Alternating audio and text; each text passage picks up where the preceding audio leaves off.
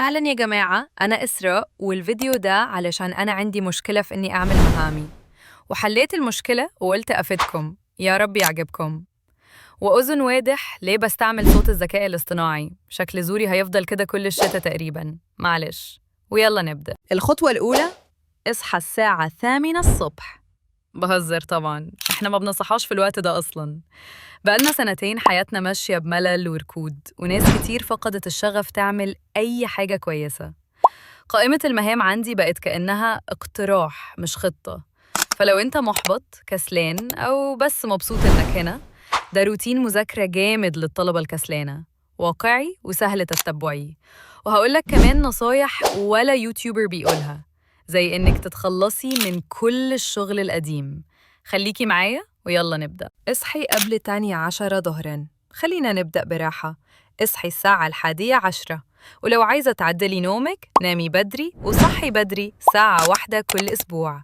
ما ينفعش فجأة تقومي 5 الصبح. الحماس اللي يطلع فجأة بيختفي أسرع مما تتخيلي، وتلاقي نفسك راجعة لعاداتك القديمة. إحنا يا جماعة المتحمسين لو قيدنا نفسنا بجدول مضغوط ما نلتزمش. فاكرة الأيام اللي كنتي بتقعدي ساعتين تعملي جدول مثالي وبعدين تفشلي أول يوم؟ أيوة، مش هنعيد ده. خليكي صبورة وادي لنفسك مرونة عشان فرص نجاحك تزيد. أول ما تصحي افتحي الموبايل. أيوة، بقولك افتحي الموبايل. لو بتضيعي ساعة الصبح على الموبايل خليه نص ساعة، لو ساعتين خليه ساعة. إحنا بنعمل تغييرات صغيرة مش قفزة من 4 ساعات لصفر. ولو نفسك تمشي صح استعملي منبه وبعدي الموبايل عن السرير. 3. استخدمي نوتيشن لتنظيم حياتك في قوالب مجانية جاهزة تساعدك تنظمي جدول يومك، واجباتك، ومواعيدك الدراسة. الملاحظات: القوالب مجانية وفي فيديو تعليمي. 4.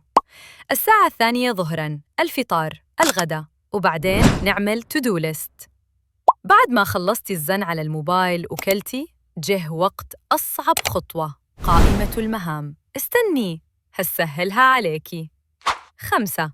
متأخرة عن الشغل؟ تخلصي من القديم.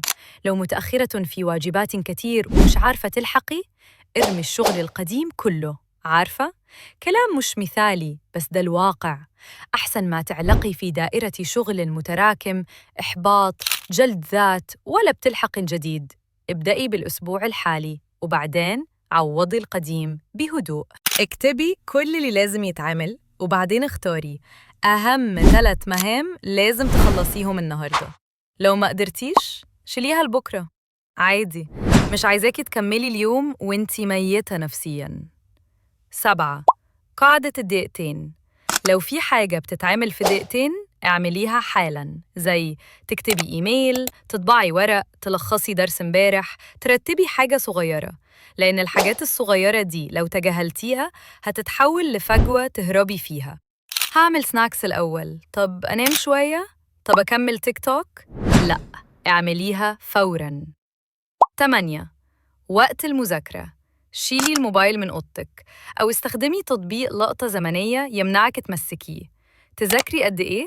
على قد ما تقدري تركزي. لو تركيزك 10 دقايق ذاكري 10، خدي بريك وارجعي 10 تاني. صفحة واحدة أحسن من ولا صفحة، ما تجلديش نفسك. 9. تذاكري كام ساعة؟ عندي ليكي نصيحة غريبة شوية. افتحي وقت الشاشة في موبايلك. لو بتقعدي ساعتين إنستجرام ذاكري ساعتين، ساعات يوتيوب ذاكري 5 ساعات. ليه؟ عشان تكافئي نفسك بنفس الوقت، وده بيحفز جداً. 10. ممنوع تبصي على الموبايل أثناء المذاكرة. لو في حاجة مهمة هيتصلوا بيكي مش لازم تردي على التيك توك فوراً. 11. الساعة 5:30 نامي 20 دقيقة. بعد 5 جلسات مذاكرة في 30 دقيقة. انتي بطلة. خدي قيلولة 20 دقيقة بس، أكتر من كده هتصحي تلاقي نفسك مخنوقة وتعبانة. 12. بعد كده موبايل وتلعب والأكل براحتك. درستي بجد؟ استمتعي بجد. 13. وفي الآخر انتي بتعملي شغل عظيم فعلاً. اكتبي لي تعليق، أنهي يوم بتكوني أكسل واحدة فيه